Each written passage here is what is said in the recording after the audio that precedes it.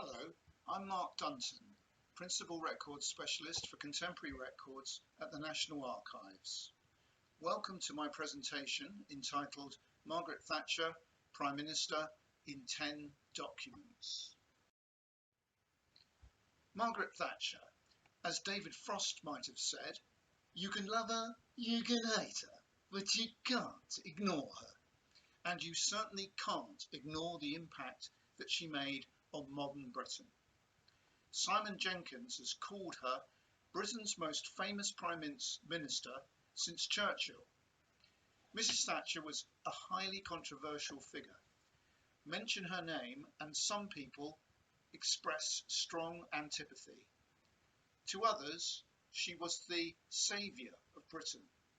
It's fair to say that over 11 years, Margaret Thatcher transformed British society and the political scene. She was a game changer. When I had the idea for this talk, my original idea was that I could try to cover Mrs. Thatcher's years as Prime Minister in 10 individual pages. But looking again at the files, the material is so rich, I can't quite restrict myself in that way. So I have limited myself to documents from 10 individual files. That was a discipline in itself. The main sources I have drawn on are the records of the Prime Minister's Office, which for Margaret Thatcher's premiership are in the series Prem 19, and these are the papers that crossed the Prime Ministerial desk. These records are fascinating as they often include comments written in the Prime Minister's own hand, which we call marginalia, and these can be very revealing, as we shall see. So, I'll get underway, and I look forward to the question and answer session at the end. On the 3rd of May 1979, Mrs. Thatcher led the Conservatives to victory in a general election regarded as a watershed in British political history. On to document 1, Prem 19/24, Economic Policy, Economic Strategy, Pay and Prices, Part 1, and this is from 1979. Now, it's known that Mrs. Thatcher liked to tell it like it is, but sometimes the comments she writes can be rather shocking in their brutal honesty, as evidenced by her scornful comments about Chancellor Geoffrey Howe's paper on pay policy for the public services, 25th of May 1979. These comments addressed to Tim Lancaster, Private Secretary for Economic Affairs at this time, and to read part of this: Tim, this is a very poor paper, and we can only charitably assume that the Treasury is otherwise occupied at the present. Geoffrey Howe would have received the politer kind of write-up of that. Document number 2, Prem 19/5, Civil Service, Freeze on Civil Service Manpower, Action to Reduce Civil Service Numbers and Staff Costs, Part 1. Again, this is from 1979.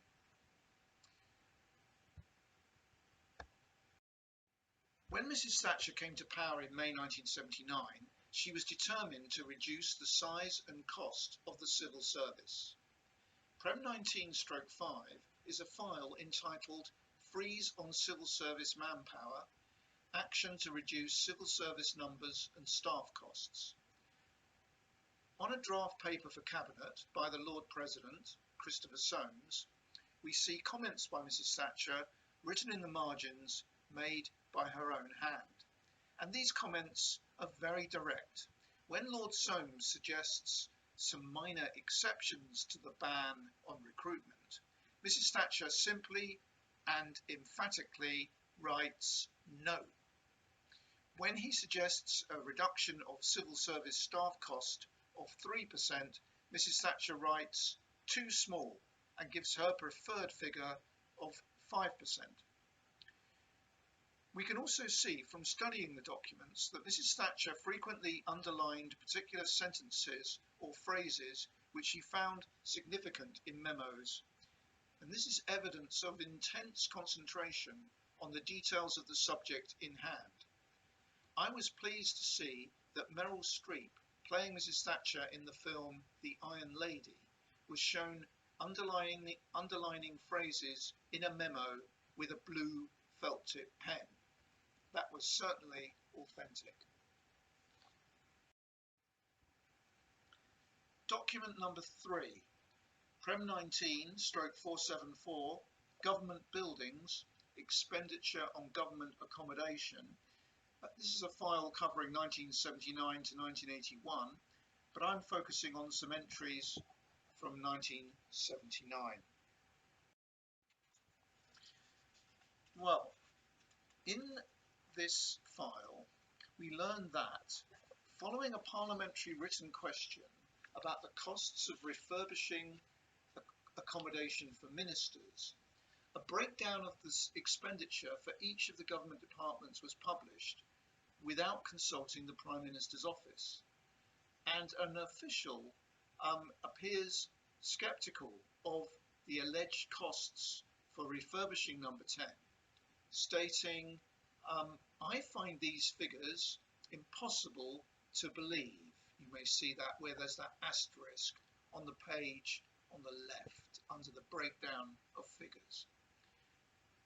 Mrs. Thatcher voices her agreement by writing, "So do I."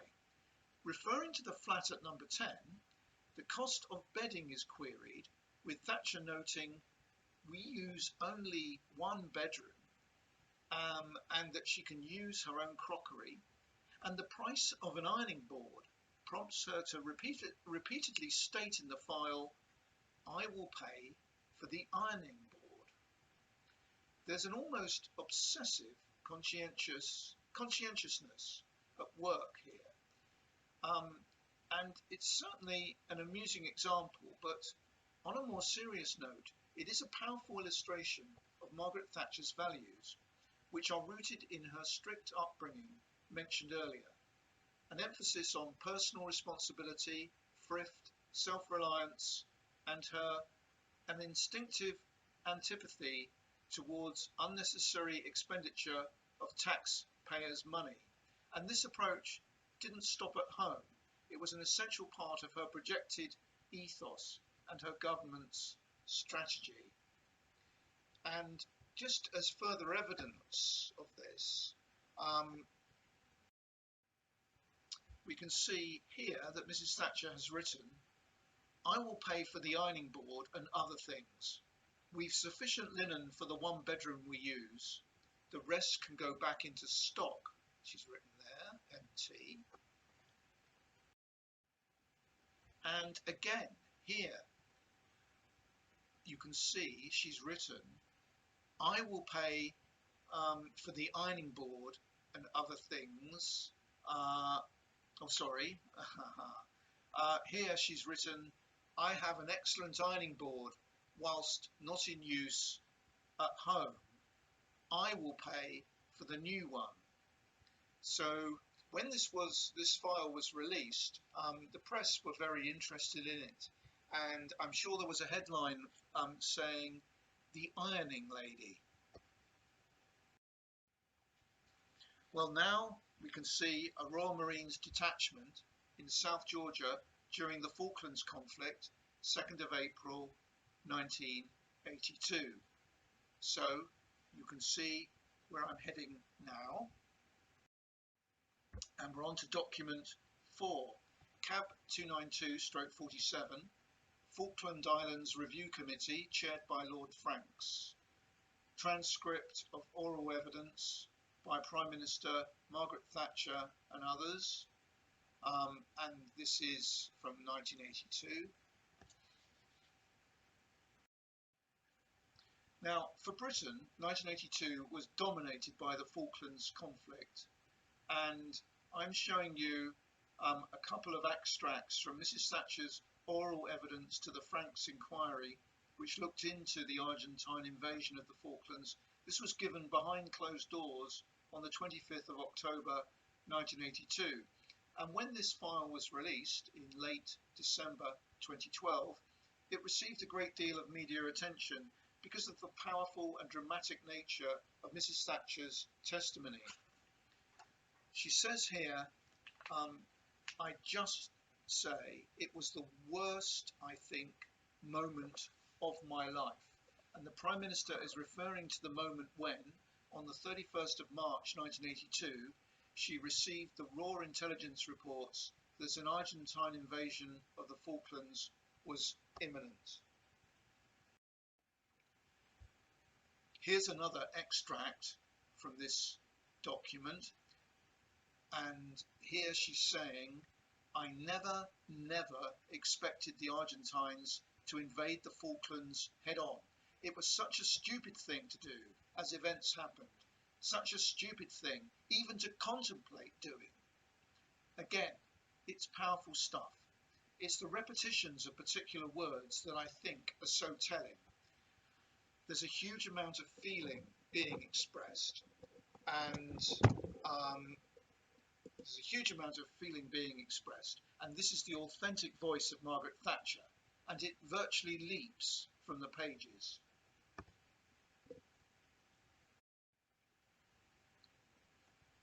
Document number 5, Prem 19/989, Economic Policy, Policy Towards Privatisation, Disposal of Public Sector Assets, Contracting Out of Public Sector Functions, Part 7, and this is a file covering 1983, or at least part of 1983. Now, Nigel Lawson became Chancellor of the Exchequer on the 11th of June 1983. Something about his confident style appears to be grating with the Prime Minister, even in these early days. So, here we can see the Prime Minister's furious reaction to a memo dated the 25th of July 83 on competition and privatisation by Nigel Lawson. And if you look to the left, she's written, further work on this is a matter for E, that's the relevant Cabinet Committee, to put in hand, and not to be invoked by minute. And as you can see on the right hand side, the Prime Minister has confided to an advisor, Mike, I shall have to have a word with the Chancellor. This is the third message from him that has given me cause for concern. See last paragraph, MT. So there we are. One can see that she is really angry just by looking at those capitals. Okay. Well, now the narrative moves to this beautiful place, Grenada in the Caribbean. On the 19th of October 1983, a violent pro-Soviet military coup had overthrown the government of Grenada. And the Organisation of Caribbean States, the OECS, decided to put together a force and called upon other governments to intervene militarily. At first, Mrs. Thatcher was told that the US would proceed very cautiously in this matter. Suddenly, on the 24th of October, Mrs. Thatcher received a message from President Reagan stating that he was giving serious consideration to the OECS request for military action. So, this prompts document number 6, Prem 19/1048 on Grenada, power struggle, US-led invasion, position of Governor General, attitude of UK government, part 1, dated 1983. Mrs. Thatcher was strongly against intervention, but before she could reply to Reagan, another message came from the US President. and he had decided to respond positively to the request for military action. Well, the Prime Minister sent a robust message asking him to reconsider. And let's just look at this extract here. I'll read this to you. So, message from the Prime Minister to President Reagan. Dear Ron, thank you for your 2 messages about Grenada. I was about to reply to your earlier message inviting my thoughts when your second one arrived. I must tell you at once that the decision which you described causes us the gravest concern. I must ask you to think most carefully about these points. I cannot conceal that I am deeply disturbed by your latest communication. You asked for my advice. I have set it out and hope that, even at this late stage, you will take it into account before events are irrevocable. Yours ever, Margaret Thatcher. Well, this is tough stuff from Mrs. Thatcher. And the Prime Minister followed this up with a phone call. But the US went ahead and invaded Grenada. Mrs. Thatcher felt dismayed and let down. A member of the Commonwealth, whose head of state was the Queen, had been invaded by our closest ally. It came at a difficult time for the Prime Minister, who was facing criticism for agreeing to site US cruise and Pershing missiles in this country, and her arguments that the US would not fire the missiles without consultation were rather undermined by this turn of events. Mrs. Thatcher was sensitive to the accusation of being labelled America's poodle. Here we see a map showing the invasion of Grenada by US and other Caribbean nations dating from 1983 from the US Military Academy, and you'll see that the operation's name is given as Plan for Urgent Fury.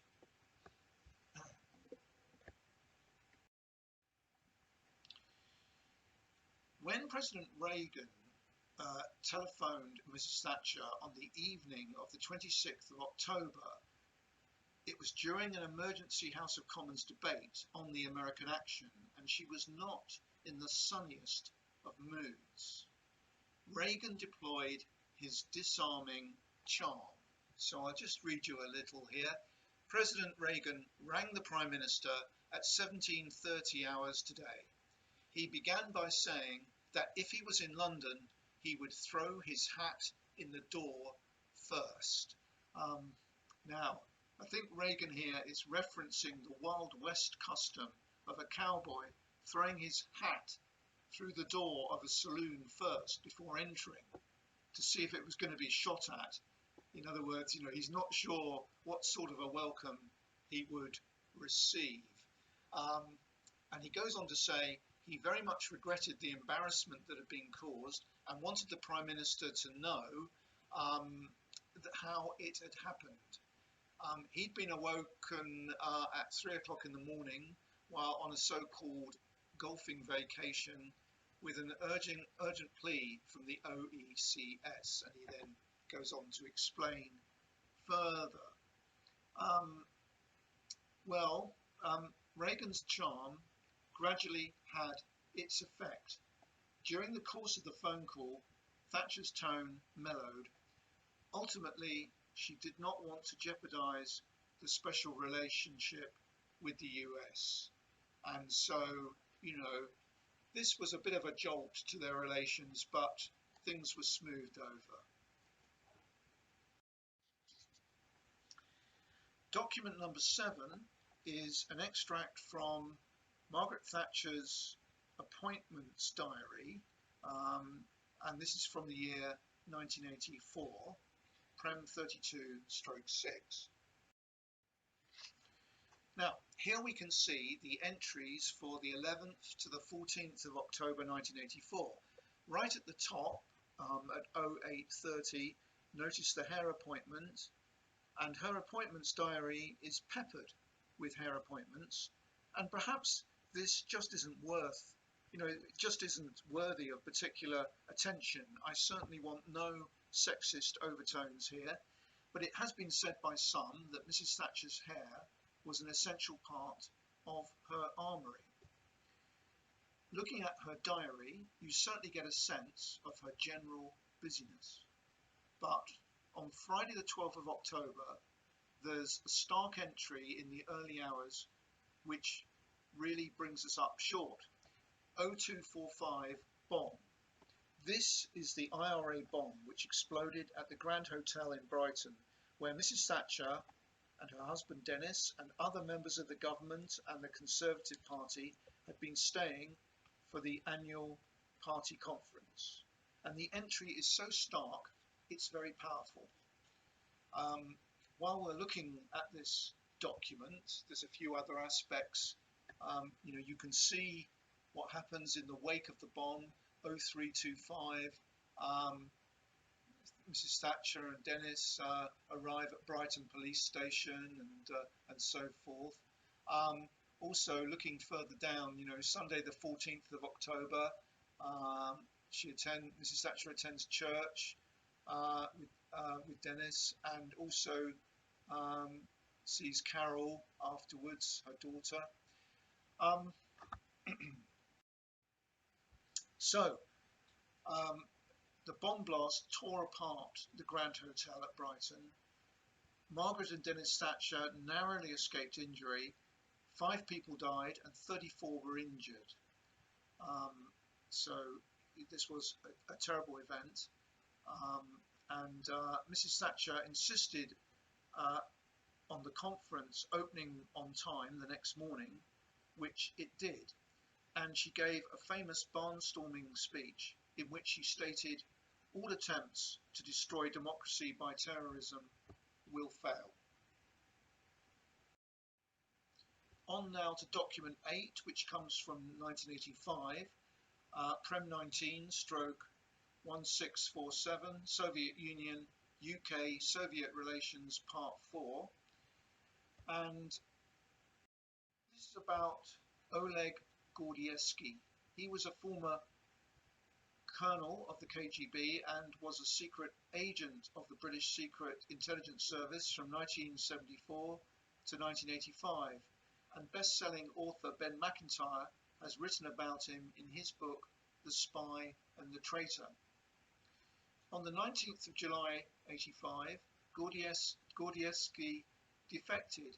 He was smuggled across the border into Finland in the boot of a car and then flown to the UK via Norway.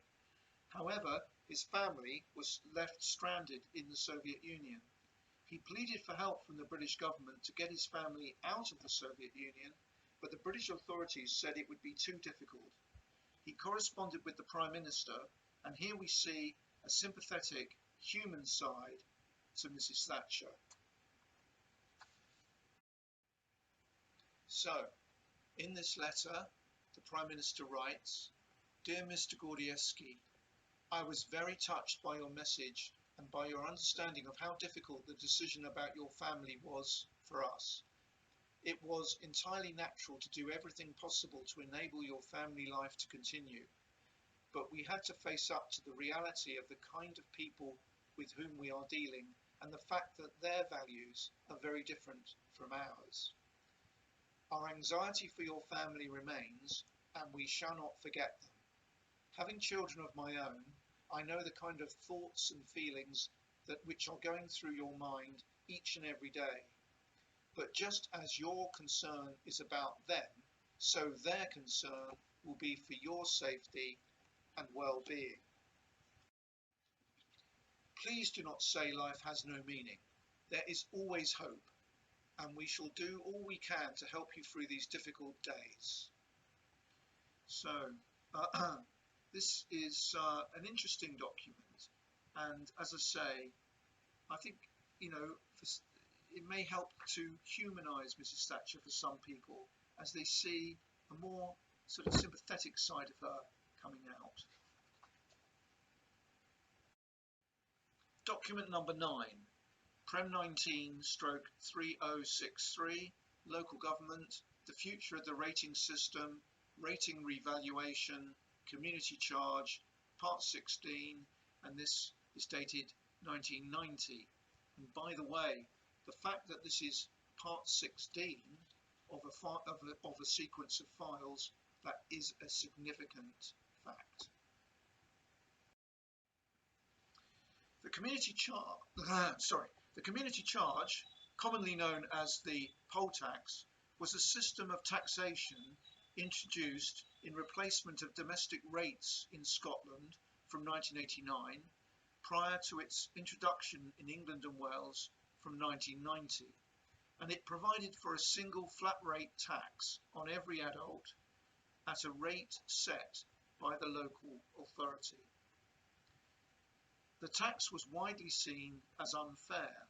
The chief criticism can be summarised as the Duke in his castle paying the same flat rate as his dustman. It was incredibly unpopular and led to marches and demonstrations across the United Kingdom.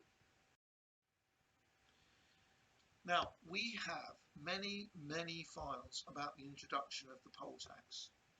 It was rather like a juggernaut. It seemed to absorb more and more government time and energy as all the complications with it emerged and as opposition to it grew and grew. There was meeting after meeting as ministers endeavoured to ameliorate the impact of the tax. Here we see some of Mrs. Thatcher's notes, which I presume were made during a meeting. And so you can see here in some phrases, safety net, streets of London, people on streets. She's written beggars, those sleeping rough. Well, these were the categories exempted from paying the tax. You can also see further down the page that Mrs. Thatcher is contemplating the figures for the tax from various, I think, from possible, from various local authorities. And the unpopularity of the poll tax contributed to Mrs. Thatcher's downfall as Prime Minister, as she lost the support of many of her MPs. Document number 10, Prem 19/3213, Prime Minister, resignation of Margaret Thatcher as Prime Minister. Now this is a file which spans November 1990 to November 1991. And on the 14th of November 1990, Michael Heseltine mounted a challenge for the leadership of the Conservative Party, and although Mrs. Thatcher led on the first ballot with the votes of 204 Conservative MPs, that's 54.8% of the party, to 152 votes, that's 40.9% for Heseltine, and 16 abstentions, she was still 4 votes short of the required 15% majority, and a second ballot was therefore necessary. Mrs. Thatcher initially declared her intention to fight on and fight to win the second ballot, but consultation with her cabinet persuaded her to withdraw. She announced her resignation as Prime Minister on the 22nd of November, but she stayed on at number 10 for a few days while the contest to elect a new party leader continued, and of course the new party leader would be the new de facto Prime Minister. The last document I'm going to concentrate on did not originate from Margaret Thatcher, but the leader of the Soviet Union. Charles Pole, who was Private Secretary for Foreign Affairs to the Prime Minister, consoled her in these days following her resignation, and he drew attention to many warm messages that the Prime Minister had received from world leaders, and this is a prime example. So he's writing to the Prime Minister here, I attach a very warm message from President Gorbachev, which reflects the great value which he puts on his relations with you tracing the start of his international activities back to his meeting with you in December 1984. You will see that you will notice that he addresses you as Dear Margaret.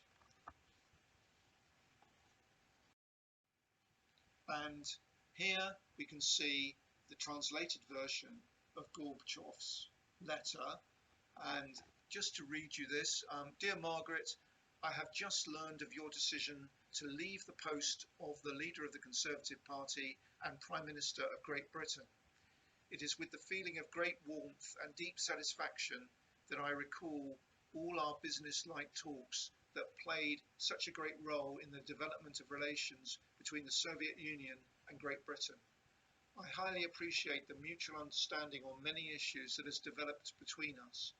It is also symbolic for me that my international activities had in practice started with our conversations as far back as 1984. Every politician is appraised both in his own time and by the future. I have no doubts that as a political leader you have made an enormous contribution both into the history of Great Britain and the world community at large. So there we are. And it was considered, rather extraordinary that a leader of the Soviet Union would start a letter on first name terms with the British Prime Minister. The file from which this comes shows that Mrs. Thatcher's resignation came as a shock to many world leaders.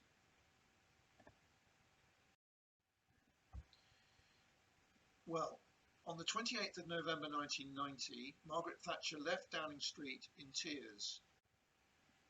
In conclusion, I think you would agree that the Prime Minister's office records in particular are fascinating, as the comments written in the Prime Minister's own hand, the marginalia, can be very revealing about a Prime Minister's reactions to memoranda and letters, giving insights into their approach to the job, their personal style, and aspects of personality, reflecting the human side to national leaders who were often under great pressure.